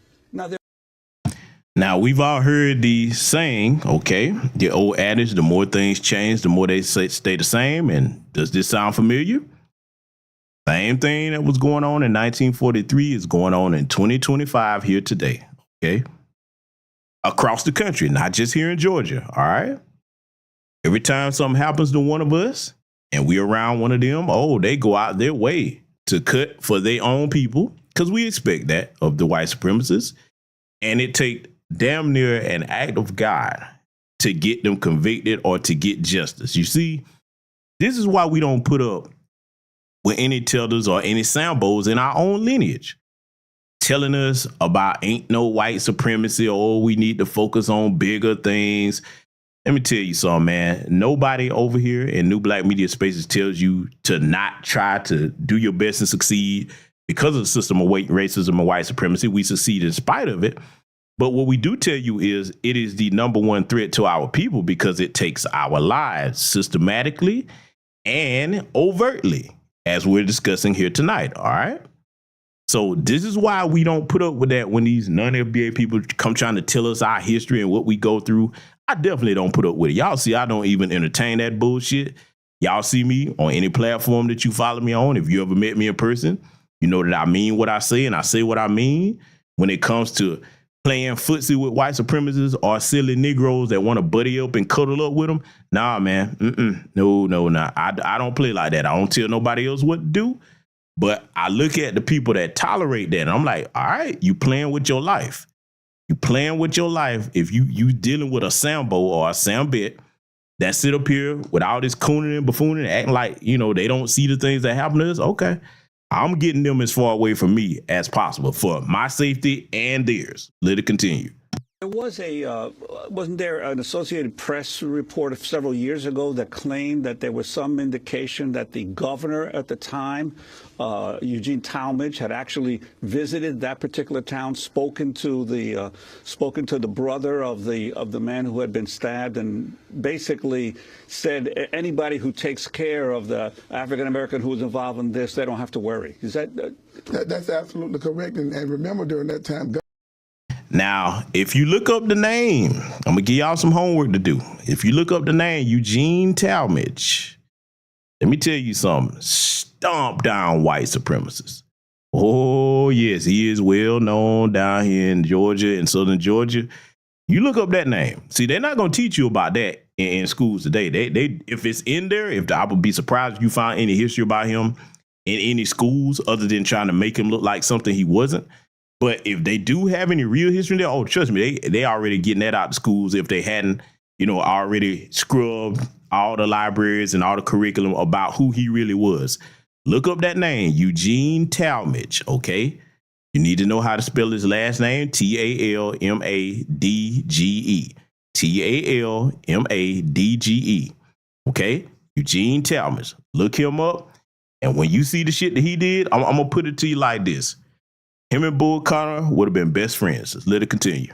Governor Talmadge ran on the platform, segregation now, segregation forever, and so he was politically motivated, and many would say empowered the people in this community to let them know it's okay, African American, black life don't matter. And so you're absolutely correct. He, Governor Talmadge, in his own right, sent a message to this county and to the state. So talk about Wayne Watson naming names and just who Wayne Watson is. Wayne Watson is a gentleman from Monroe, Georgia, Walton County, who had been sought out by one of our people in the county. People had always said that there was no one alive, there was no one available that would be able to shed light on this case.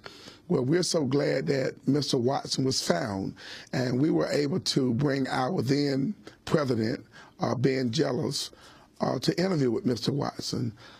His interview was so compelling that initially we were just talking to him, but he began to name names and locations and people and places, and our president Jealous said, wait a minute, we need to get this on tape. This guy's talking about very compelling information that the FBI need to be aware of. So let's go. Now, let me say this, okay? For every tragedy across the nation, not just here in this state, but every tragedy that has happened to a black person at the hands of white supremacists across this country, there are white people living right now that know exactly what happened, even if we don't. Even if the white people that committed the particular murder or crime against that black person have passed on, you better believe their families know. Oh, they know. Oh, they know. Yes, they do. This isn't some one-off here, okay? They know. You know why? Let me tell you something. Especially here in this state, this is something that a lot of the bed bugs, they come to realize the hard way, okay? A lot of Becky's that run down here, down here that will rebel against their parents and try to date a black dude. Hey, listen, in their families, grandpa was a hero. Oh yeah, they get to talking about certain things, and if you didn't know history, and they get to talking about certain things that happening, and you don't put two and two together, you be like, wait a minute, that means that you were a part of XYZ at this particular time in Jim Crow, et cetera, et cetera. You understand? See, you got to understand the things that they talk about around each other when there's no black people around. It's not the conversation that they have when they're in front of us, okay? At the business. I'm going to post something on Patreon. I think I already got that over there, but I'm going to have to check and see if I don't.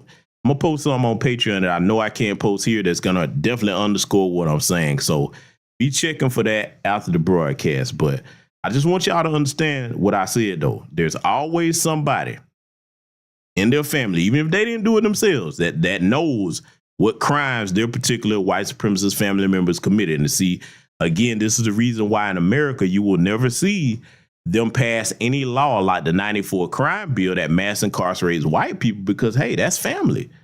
They know they will be locking up white people left and right. And look, I'll stretch it further to current times here in a different scenario.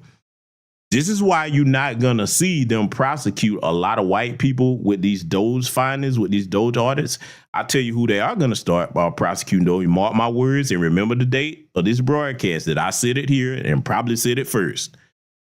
When they do start prosecuting for Doge, they might get 1 or 2 white people here or there, but they're going to start with the black people. You already see how Elon Musk is talking about Stacey Big Back Abrams, okay?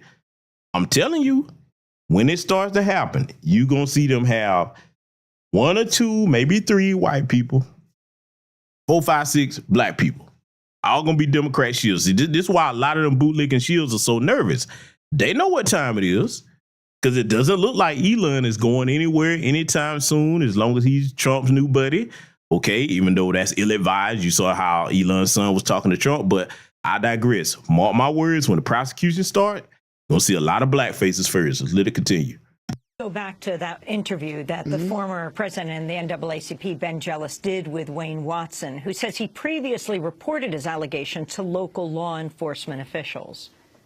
Alan Cook, the DA, was trying to find out who knew about it, nothing like that. Evidently, my attorney told somebody or told him. Because next thing I know, everybody in Walton County knew I was the one that knew about the KKK, who's alive. And people try to bribe me. I've been to prison, a detention center, and they offered me money. Robert Mitchell offered me $250,000 to keep my mouth shut, walk away in '99. I told him I wouldn't do it. He said, you'll be dead before you ever testify. That, again, another part of that Wayne Watson interview with Ben.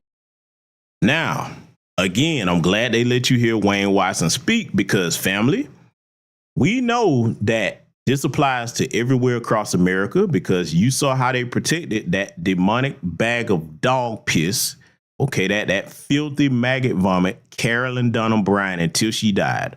Oh, they made sure to hide her. Oh, they tried to put out false information like she already died and everything to anything to make sure she didn't face justice, okay? Because for those of you that don't know, if you're a younger person, there was actually a warrant for her arrest that they hid for years and years. Now, when have you ever heard a black person get that type of treatment extended to us? Not that we want that because we not some people that praise criminality like that in our community. The greater majority of us don't, okay? But you never see them cut for a black person like that. Oh, they hid her here, hid her there, and made sure that she was protected until she died of natural causes and made she rot in hell for the rest of her life for what she did to our young brother Emmett Till in Money, Mississippi, okay? So you heard Wayne Watson telling you that, hey, they was like, listen, we'll pay you $250,000 to keep your mouth shut. And if you ain't going to take that, remember what our ancestor now, Neely Fuller Jr. taught us, that when the white supremacists are dealing with you, first they try manipulation. And if that doesn't work, they try intimidation through terrorism. Okay. So they told him, he's like, hey, you'll be dead before you testify. And he wasn't playing when he told him that. Okay. If they tell you that down here, they definitely mean it. So let it continue. And jealous. Ed Dubose, if you could comment on that, and also how was Dr. King involved? I mean, this lynching was 1946. Yeah, and again, first of all, too, let me thank also State Representative Tyrone Brooks. I don't want to be on the show without giving him the credit due for convening us in this case. So Dr. King had been informed about this case. Dr. King had made a commitment that after he left Memphis, that he would be visiting Walton County. And so Dr. King never made it. You'll recall that Dr. King was assassinated.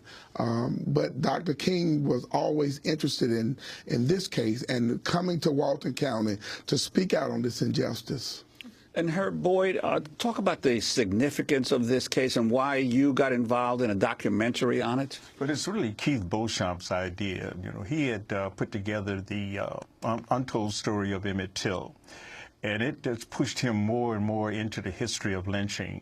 It's good to see that Brian Stevenson, has brought out that study and connecting it up in terms of contextualizing 1946. Here's a returning veteran, gone off, fought for this country to come home, virtually still in uniform, when he's abducted, along with his wife, along with Roger Malcolm and Dorothy.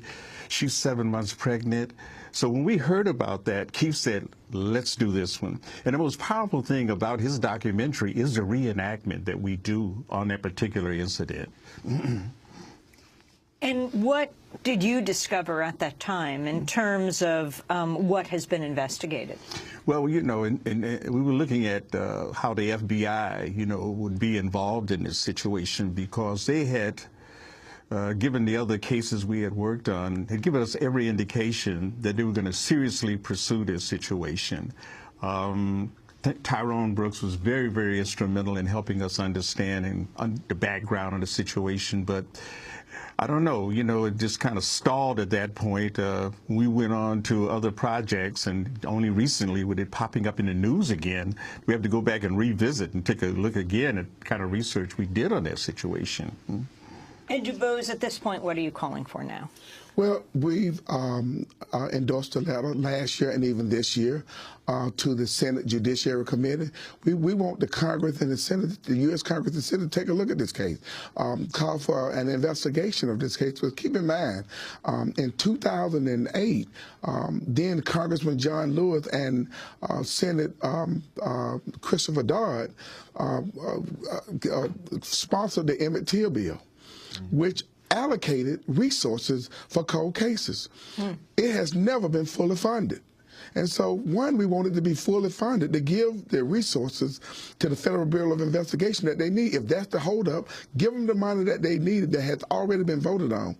And President Obama can do that.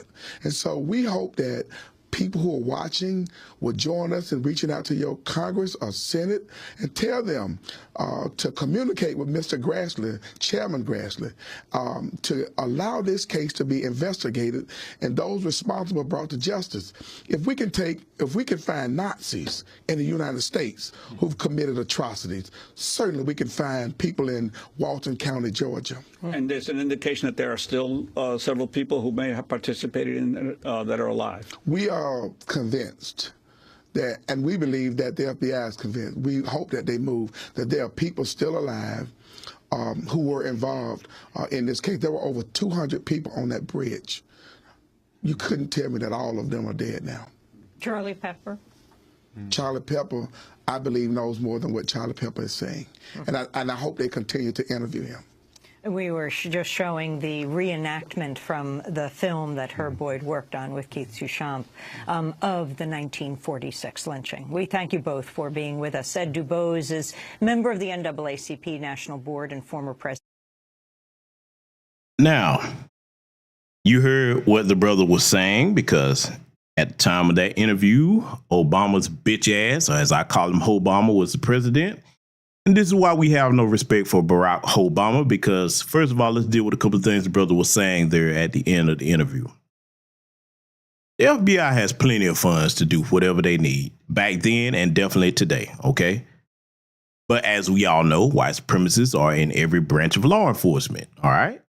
So now this is what we learn from history, because we must always learn from history. Yes, we should definitely try to seek justice for those of our ancestors that were murdered by these demons. We need to hunt them down the same way that they hunt down Nazis and prosecute them. That should be the goal. However, what you must also learn from history is before it gets to the point of a tragedy, we need to do everything we can to make sure that we prevent that. And before we close out tonight, I'm going to give you an example of how you work to prevent those tragedies, so that we protect our loved ones and our family members, because we love our family the same way that the white supremacists love theirs, okay? I would posit to you that we love them more. So we must do everything that we can to protect them. And see, let me say this too. As a retired veteran, you have some people that try to make little snide, passive-aggressive comments talking about people that are ex-military that oh, they have this routine where they always train like they still in the military. Let me tell you, jackass, something, especially the motherfuckers that have never served. You goddamn right I do. I keep myself in combat ready shape at all times because I am a foundational Black American freedman man with a particular skill set that I use for this country. And I damn sure am going to use that for my family and my community. So you goddamn right. I bring those skill sets back to my community and my family. You damn right I do.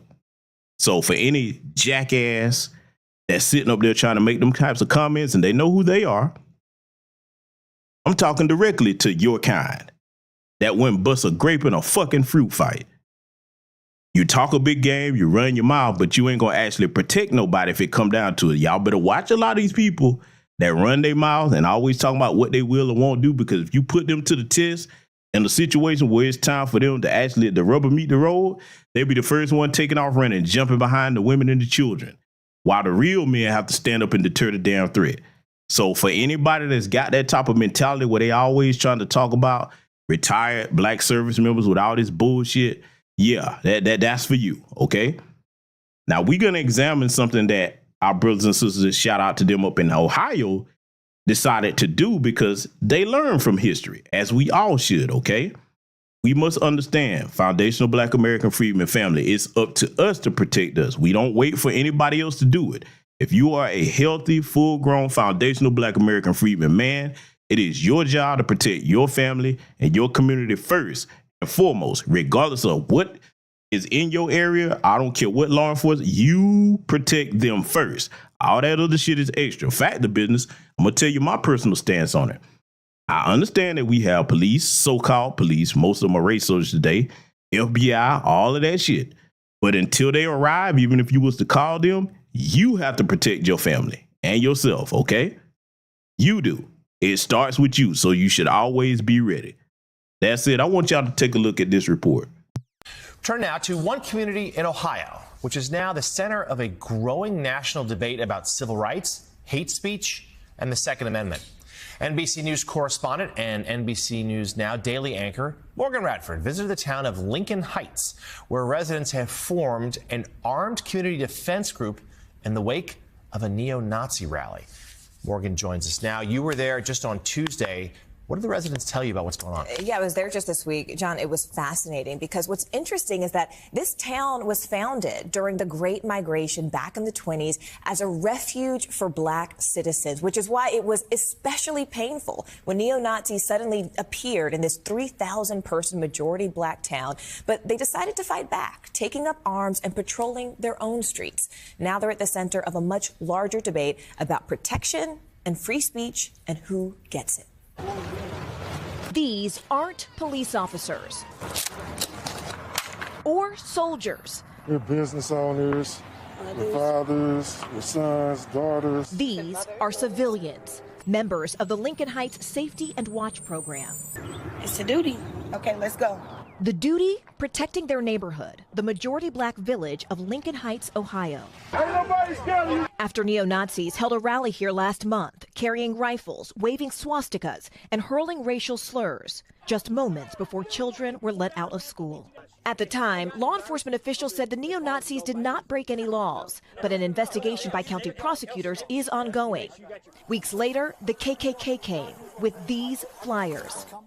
First African-American community above the Mason-Dixon line of Safety and Watch Group spokesperson Durrance Daniels says the police did not do enough, which was more chilling because the town was founded in the 1920s as a safe haven for Black residents. Lincoln Heights is our home. If somebody broke into your home, you call the police, and the police says, you know, if they do it again, we haven't broken any law, so we're just going to allow them to break into your home again. What would you do? Are you worried at all? Now, you see why I said what I said at the onset of this report here. Let me tell you something, family. I don't care where you are in this country, wherever you reside, your personal home and your community, security must be paramount. You must think about that first, okay? The United States government, the biggest expenditure that every year in the budget is on defense. I keep telling y'all, as people, it should be no different for you, especially you a man and you the head of a household, okay? Now, I get it. Our community has different makeups. So sometimes there may not be men in these households, but if you're a sister and you holding it down by yourself, your biggest priority shouldn't be your hair and your fucking nails. Defense, especially if you live alone and you don't have no man or you don't have any close family nearby or that live with you. Defense should be your priority. You understand? So I hope everybody's understanding this message that I'm trying to get to you here. And see, the other thing too,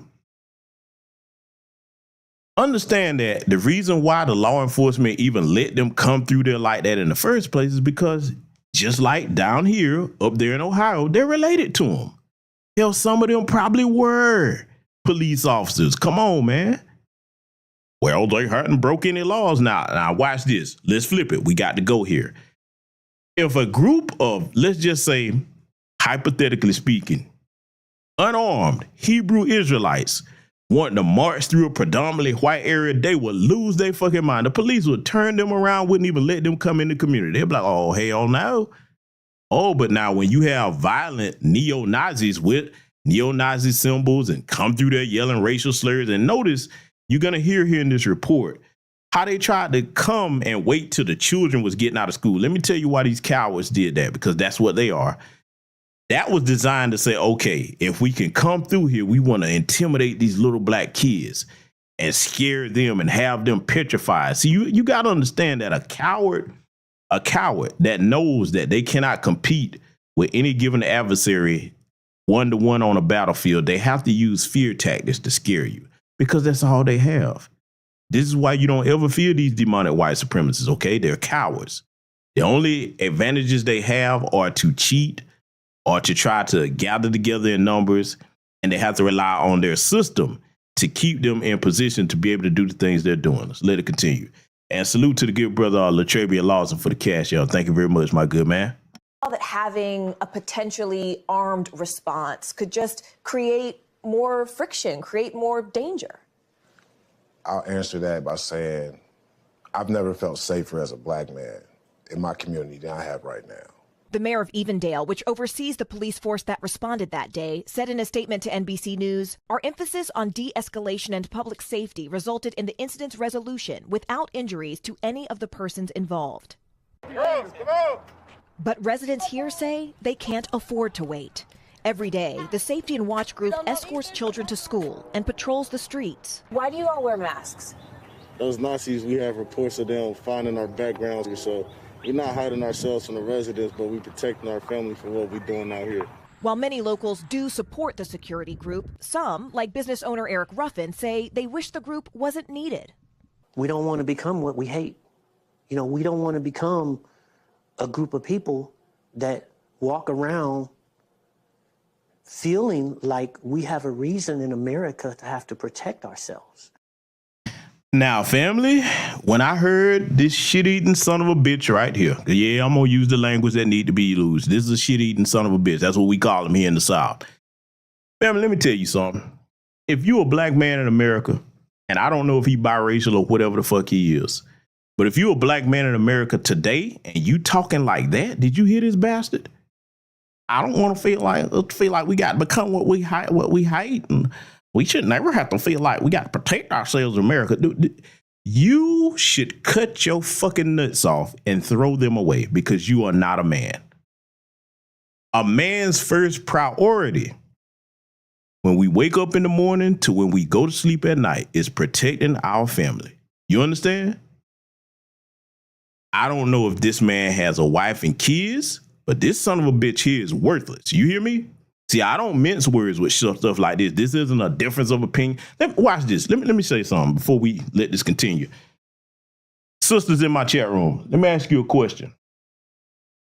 Right now, heaven forbid, if the man in your life, okay, if the men in your lives, whether they your husbands or long-term significant others, for those of you in those relationships like that, you working towards building a family, if you heard the man in your life that you are looking to as your protecting provider say some shit like that, how much confidence would you have in going through and becoming that man's wife if y'all not married? If you are married to a man that was talking like that, how confident would you be staying in that marriage? I want to know. Talk to me, sisters. I need to know. Is it just me? Am I reaching? Am I just being harsh with what I'm saying? I need to understand that. See, let me talk to you, man. Because see, this right here, this is why I don't play games about masculinity and the proper role of a man in American society today. My parents started early with me, especially my father and my uncles. We were trained as boys to be little boys that would grow up to be men, okay? We weren't allowed to be little punks, all right? We come from the outside generation, the water hose generation, you understand? Early on, I was trained how to fight. Early on, I was trained how to have situational awareness about where I'm at, where I'm around, okay, what's around me, my mother, my younger kinfolks, and everything like that. I mean, we were taught to be protectors early on. Our fathers and our uncles, anytime they had to leave somewhere and we were left with our mothers or aunts, we were the men of the house, okay? And they told us that. They're like, listen, son, while I'm gone, protect this home, okay? So I'm saying that because I'm going to cover that too later. A lot of people are losing their mind about what Anthony Mackie said, but that ain't new. Oh, especially here in the South. No. See, let me tell you something, man. If you grew up down here anywhere in Georgia, you learn how to shoot, starting out probably a BB gun like myself, and worked your way on up early on as young as 7 years old and progressed on from there, okay? So most people down here in the South are proficient with firearms if you grew up down here, okay? Especially in my generation, all right?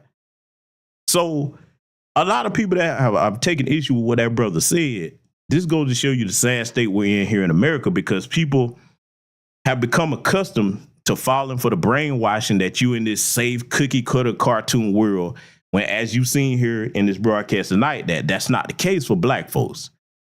So for this goofy son of a bitch right here to talk like this, see, let me tell you something, man. He couldn't stand next to me. Men that are cut from my cloth, I don't care whether you have a military background or not, we know that a motherfucker like this amongst us, you a threat to the rest of us. You are, look, men, black men in America, we know that if we're somewhere as a group, all of us have to be on point. But, you know, if you got a jackass like this, he might be the first one to see an impending threat. Oh, well, that's nothing, guys. It's just a little Connor with a coat on and it's 90 degrees. He's not going to do anything. Like, hey, motherfucker, why didn't you say something? No, see, I'm giving you an extreme example, but I want you to understand why I call people like this, men or women, liabilities to our community. What he just said, that's not a harmless thing. You understand me? That's not a joke. That's not a game. No. People like that are ostracized from around certain caliber of men like myself. We don't play games about weak motherfuckers like this, weak-minded people like this, because this bastard right here doesn't understand that when you are in the position of a protector, okay, you don't deal with feelings. You don't deal with the way you wish things were. You deal with what's right in front of your face. You deal with what is, not with what could be, what should be. You deal with what you know and what is. I'm going to tell you right now, I'm going to say something. I can't prove it. But if I hear somebody talking like that, I'm like, hold on, motherfucker, you must be helping them. How we know they ain't slip you a bag to help coordinate things? They better start looking at that. I'm just telling you, that's the way my mind works. So let it continue. And this community Stand up. is not backing down.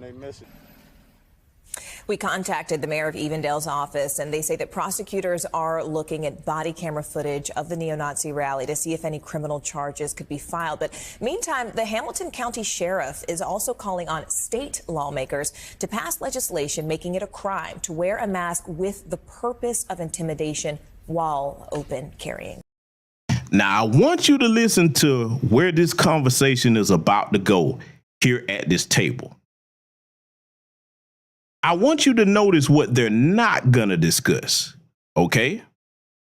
I want you to, you're going to catch it when they start here, especially if you're a long-time subscriber to this channel, because I'm going to let them get that out, and then I'm going to break that down from the A-road to the zero. But again, I want you to listen to where this conversation is about to go with what they're talking about, and listen to what they're not going to be concerned with. Let it continue. Guys. So, Morgan, let me ask you, one of the people you interviewed there, a young man, said he's never felt safer in his community than he does now. So this could have an impact nationwide, things like this. I mean, there is a contagion factor in safety.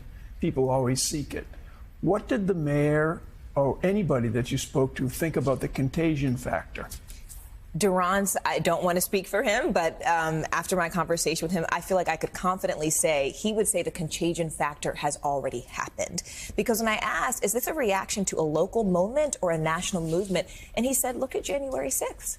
He said, you already have people felt emboldened to come here locally because of what they saw nationally. If you can hang from the building of the hallowed halls of the Capitol and then be pardoned, not be prosecuted, why don't you think you can come to a small village of African Americans, only 3,000 people? Now, you see the way this good old boy, because I want you to understand that that's what's talking here. One of the good old boys, all right? When we use that term, we talking about this mindset with these types right here. That's a white supremacist. I'm going to call him what he is. He's a white supremacist at a news network. You listen to, he was concerned about contagion. Now, basically what he's talking about is, okay, if we see black people doing this here, that could catch on across the country. See, in a white supremacist mind, they actually do believe that they have a God-given right to do whatever they want to do to us, and we not ever supposed to protect ourselves or defend ourselves. Now, they'll run around all day long, Second Amendment, right, you ain't going to take our guns all day long. But the minute that black people actually respond to a threat, because see, you notice something. You don't see groups of armed black people trying to march through white neighborhoods to intimidate them or their kids. We don't do that. This is a response to a threat. You understand? And see, shout out to the brothers and sisters up there in Ohio that took it upon themselves to do the right thing in their community and protect their community because it's their responsibility first. I get it, we taxpayers, but like I said, we protect our own first. Because see, I guarantee you, they ain't gonna be so quick to come back through there like that no more. Oh no, they're gonna have to try to sneak and dip and dive and do all that other kind of bullshit to try to get around them because now they know that, okay, there's a defense mechanism in play. And see, you need to understand something else about when white supremacists get together and try these little marches across the country. What they're doing is probing. And let me tell you why this is very important. I want y'all to listen carefully to what I'm about to say. Today, they're looking at the state of masculinity in Black America. And I'm focusing on Black America. I don't care about other groups in this country. I care about our people because no one cares about us but us. They're looking at when you see all this stuff promoted towards our community where all your guys supposed to be sassy. Okay, you see your Billy Porters parading around. Oh, they put big dollars behind that. Every time you see a black person in the Democrat Party, yeah, I'm going there. Think about it. You can't, I've said this before on X, you can't name one straight foundational Black American freedman man that's not of immigrant descent that you've ever seen put out front in the Democrat Party. I want you to notice that. Yeah, I'm going there because that's a party that primarily promotes the sassiness, okay, towards our community. This is the reason why they always trying to associate the kaleidoscope community lifestyle with black folks.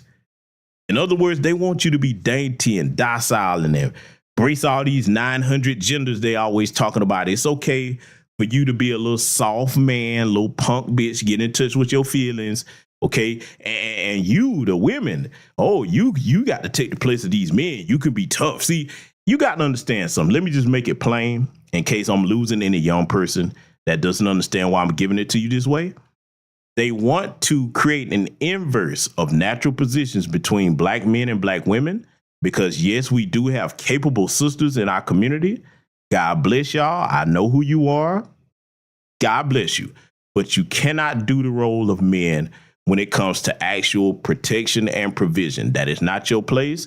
We're going to discuss that Friday night in that X space. We're going to get a lot straightened out Friday night. But it's not your role because when it comes to that, if you are on the inverse position and there's a bunch of white supremacists coming in, it's up to you to primarily defend them off. And they're mostly men. You will not fare well in that situation. I'm not saying that the sisters wouldn't put up a fight, but we just talking common sense here. The white supremacists want you to think otherwise, that you're capable of doing things that you're not. And they want our men to be trying to do things that we should not do. See, I'm a traditionalist. I'm going to be that until I'm dead and gone. I believe in traditional gender roles. That's the way it's supposed to be. That's the natural order of things.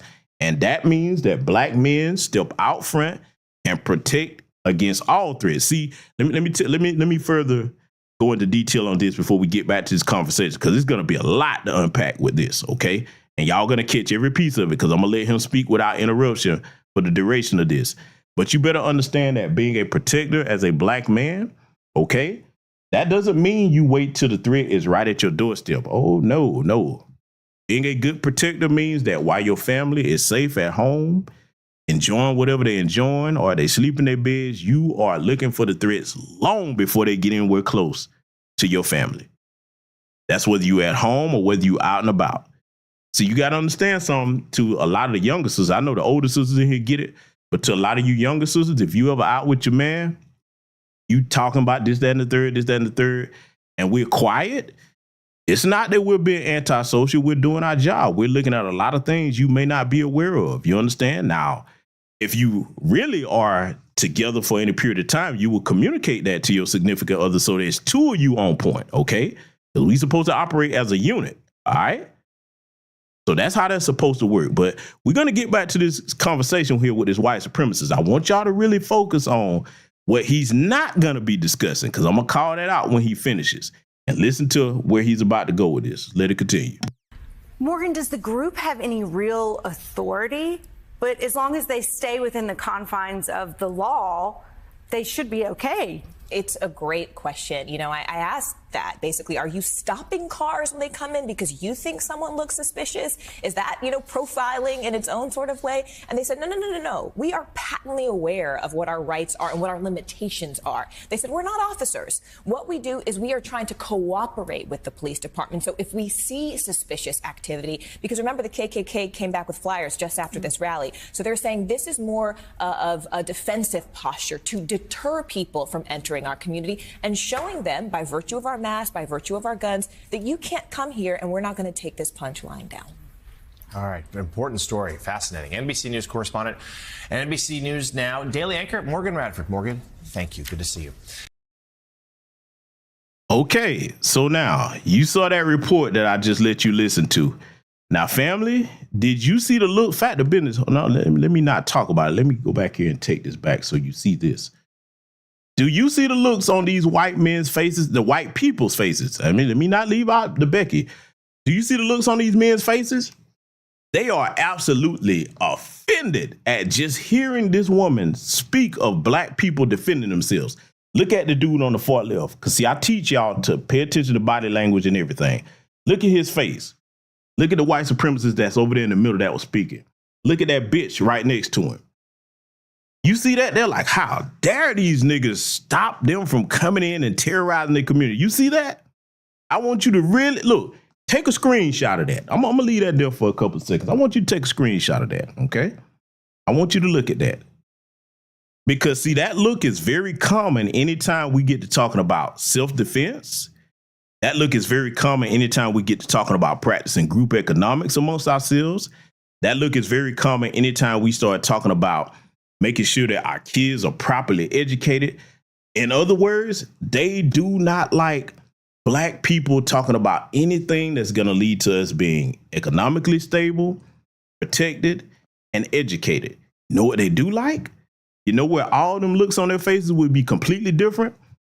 If she went there and they were talking about a Sexy Red concert or Sukihana, Blueface, Glorilla, oh boy, they would be all smiles then. They're like, oh, we like you niggas. You ain't even paying attention. They would love that.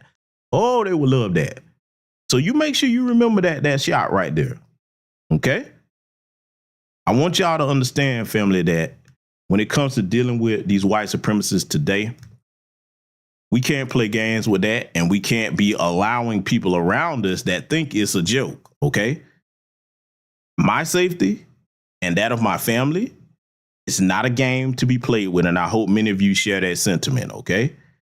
So I hope all of you learned something from this broadcast here tonight. Like I said, I'm going to leave it up. If anything does happen to it, you will be able to find it on Patreon. Like I said, that's where we put everything that YouTube tries to mess with, all right? Because this is very important that you all take to heart everything that we discussed over here tonight. And even if you don't live here in the state of Georgia, you better consider what I was saying to you earlier in the broadcast about knowing the history of where you live as regards to black people. You are not on your due diligence, especially as a man or a parent, period, if you don't know the history of the area where you live, no matter where you are in this country, with black folks, okay? It's paramount that you get on that and make sure that your children understand how serious that is today, all right? So with that said, salute to everybody that contributed to the broadcast. Thank you for everybody that came over here in attendance. Like I said, this Friday, we'll be having the X Space continuing further the protection conversation, and we're going to take that in several different directions. Regarding that, hopefully the good brother Black Voltron Reloaded and many others will be joining us, because it is some other things that we're going to need to say that we can't get into on YouTube, all right? So I want y'all to take care of yourselves. Remember, we're a great and mighty people, and we can do anything. We stay together and on code. Black first, salute, and I will see you all in future content.